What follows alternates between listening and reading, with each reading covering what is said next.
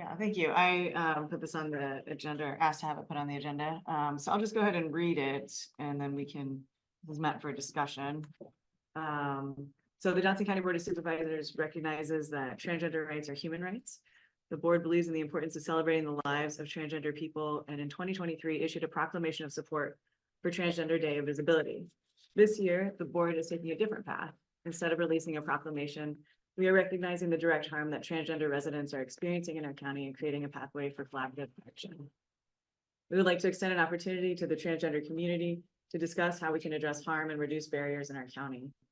Working with two supervisors, the board invites transgender community members to work with us to co-create a list of actionable solutions to present to the full board by June 1st, 2024. This date will give us ample time to generate solutions and coincides with the beginning of LGBT+ Pride Month. Pride Month celebrates a revolution begun at Stonewall in New York City in June of 1969. Transgender women of color actively resisted state violence then, and we inherit their struggle today. The following is a preliminary list of priority areas we would like to focus on. Enacting policies to ensure people are addressed by their chosen name and pronouns in county services and facilities. Designating Johnson County as a safe place for gender expansive people. Increasing resources allocated to gender inclusive housing. Providing funding to direct aid organizations like Iowa Trans Mutual Aid. Supporting access and distribution of gender inclusive books and other media that is restricted in public schools.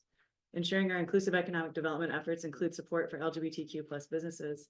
Promoting civic engagement and political participation by gender expansive youth. We encourage all residents to honor Transgender Day of Visibility on March 31st. And we ask everyone in Johnson County to use their voices and exercise their power by taking actions that protect our trans community. We endeavor to lead by example. So just some context for this draft. So as I've just read, it does create basically a like a working group so that we can work with our transgender community members. Obviously, there's kind of a date, and then I was hoping we could discuss, some of the drafted priority areas. So some of this has come from people that have come before us and asked, what about housing? What about safety? And so that's where these ideas came from. It's certainly not everything, but I think for a working group, it would be good to have some parameters and then leave it to the group, of course, to bring back recommendations and, working with, the school district or working with, other entities to bring in that expertise. If we're looking at trying to provide, gender inclusive books or something like that, we should probably have school district involved, just to help navigate that or ask the right questions, those kinds of things. So it's really meant to be a generative discussion and get, some thoughts from my colleagues. And then once we make some changes and adjustments, there is a placeholder for this in tomorrow's formal meeting to sort of kick things off. So that's the intent. Well, I jotted down a lot of notes. I think kind of two different pieces to my thoughts on it, and one of them would be with regard to within the county as a workplace and government, that I feel that we can address the issues that surround transgender rights, which is in the first statement, our human rights. In the handbook, we have, starting on page 61 of the employee handbook, the respectful work environment. Mm-hmm. And that would seem to me the appropriate placement of anything that we need to specify that is maybe not already inherent in what is there. So that would be my first part of the comment. The second part, a lot of things. I think, and I'm just going to list them, and then if you want to talk about all of it, we can. When I see things like in the first paragraph where it says, we're recognizing the direct harm that transgender residents are experiencing. And while we can hear feedback from trans community about harms that, I think that harm, I don't know that that is, I think there's a lack of clarity surrounding that word, I guess is what I'll say. And then going on into where the bullet points are. The first one, enacting policies to ensure people are addressed by their chosen name and pronouns in county services and facilities. And there are a couple things there. The first one is that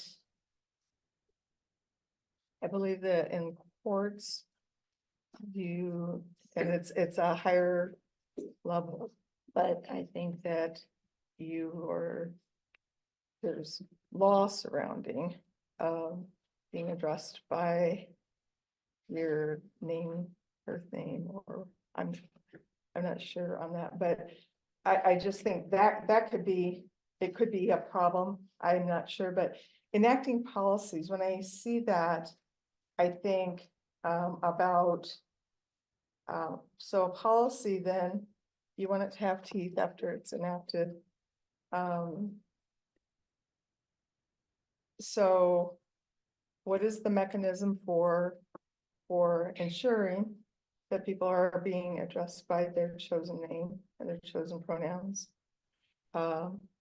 What is the reporting of violations of that?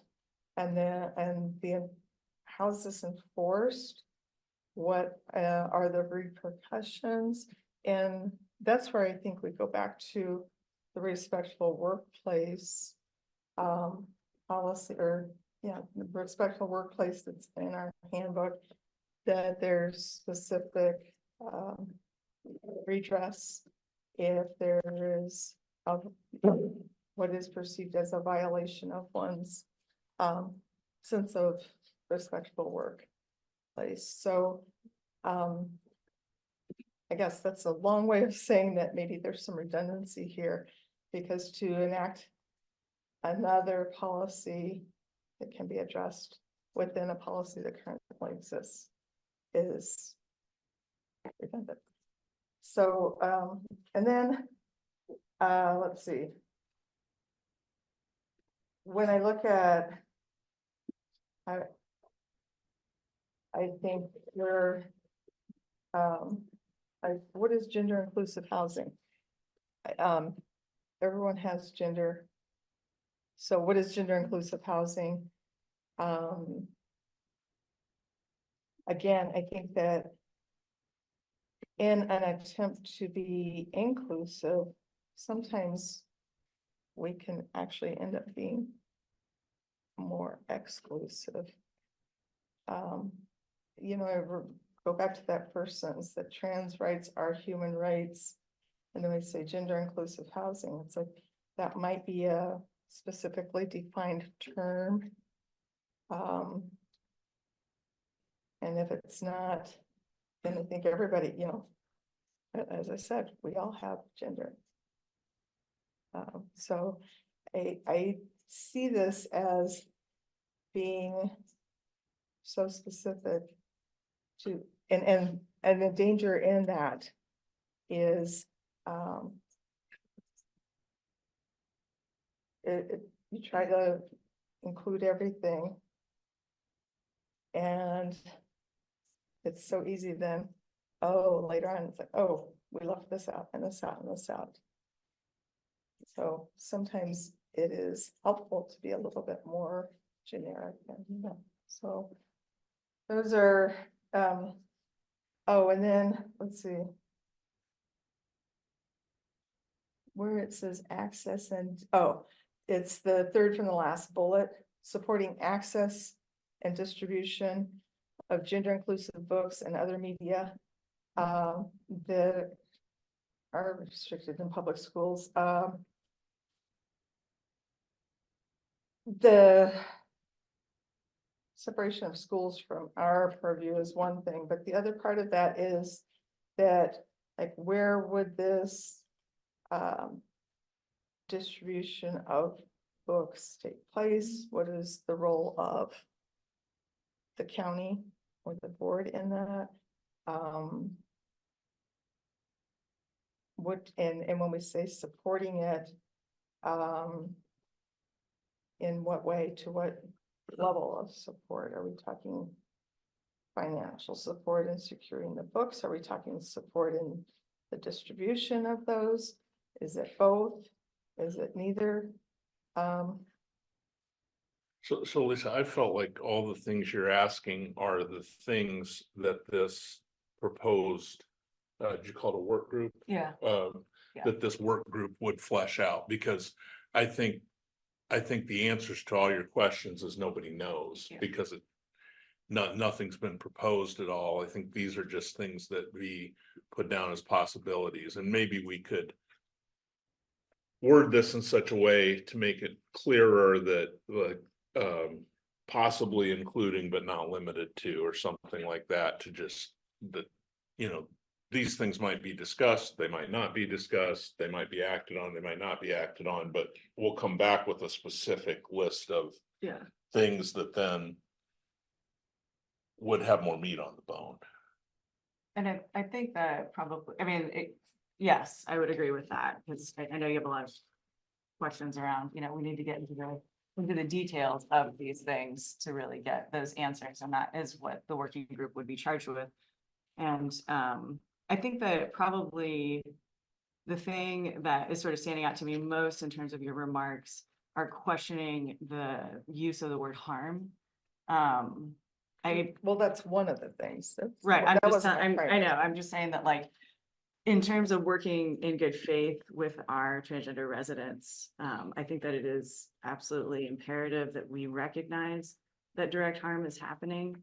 And so I want to make sure that we as a board are not questioning whether harm is happening, but in fact fully behind investigating how we can, as it says here, reduce, address that harm and reduce those barriers. And so, I mean, in terms of the actual, how that's carried out, I do think that a working group is probably best, because I do think there are a lot of areas in which the county has purview, or also has collaborations, has partnerships in our community. And so it's sort of drawing on that network. And so unless there's like actual issue with these sort of buckets, I think that that's kind of, what Rod was saying about, like, up to including the following. I don't know if anything that you've said is necessarily taking these off the table, because they're sort of investigative, like how would the county? But I do think it's imperative that we're on the same page in terms of that harm is happening. Well, all right, so I think, so who determines that it's harm?